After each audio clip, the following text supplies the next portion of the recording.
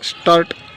महाराष्ट्रातील ऊस उत्पादक शेतकऱ्याला यावर्षी ऊसाच्या कांड्याला सोन्याचा भाव मिळणार आहे, परंतु सरकारला शेतकऱ्याचा ऊस भंगाराच्या भावात खरेदी करायचा आहे आणि म्हणून सहकार विभागानं, सहकार आयुक्त कार्यालयानं कर्नाटकामध्ये शेतकऱ्याला ऊस घालण्यासाठी मनाई केलेली आहे, बंदी घातलेली आहे.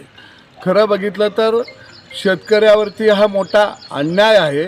आमच्या बापानं, आम्ही लेकरा बाळांनी कष्ट करून पिकवलेला ऊस साखर कारखान्याला द्यावा का कर्नाटकाला द्यावा का गुजरातला द्यावा याचा अधिकार शेतकऱ्याला आहे. परंतु दोन पैसे शेतकऱ्याला मिळायला लागलं की सरकारच्या पोटात दुखायला लागतंय. या राज्याच्या मुख्यमंत्री आणि उपमुख्यमंत्र्यांना, आदरणीय देवेंद्रजींना मी आवाहन करतो की राष्ट्रवादीची ही वळू बैलं शेतकऱ्याच्या शेतावरती या वळू बैलांना सोडू नका, नाहीतर महाराष्ट्रातला ऊस उत्पादक शेतकरी या राष्ट्रवादीच्या वळू बैलांना ठिचून काढल्याशिवाय आम्ही राहणार नाही.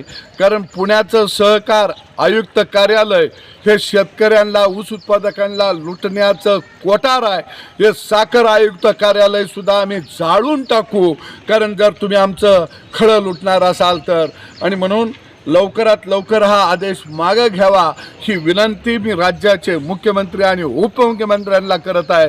नाहीतर महाराष्ट्रातला ऊस उत्पादक शेतकरी या गळीत हंगामामध्ये रस्त्यावर तर उतरेल, पण आम्ही कर्नाटकामध्ये वाजत गाजत ऊस घेऊन जाऊ, बघू आम्हाला कोण अडवायला येतंय.